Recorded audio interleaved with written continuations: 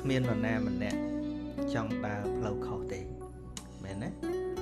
អត់មាននរណាម្នាក់ក្នុងโลกនេះចង់ដើរផ្លូវខុសទេសំខាន់ដែលគេនៅតែធ្វើខុសព្រោះមិនដឹងថាអ្វីជាផ្លូវត្រូវពិតប្រាកដឬថាមិនតន់ដឹងថាអានឹងខុសពិតប្រាកដប៉ុន្តែមានពាក្យដឹងខ្លះដឹងដែរនៅតែធ្វើអានឹងដឹងវាមិនច្បាស់ឧទាហរណ៍ថាឥឡូវគេប្រាប់ដីខាងមុខនោះមានមីន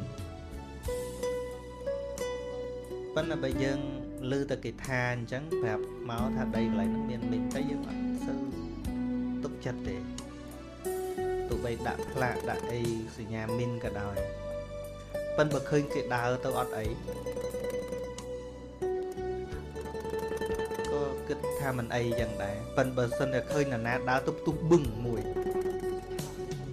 ឃើញតភ្នែកចឹងណា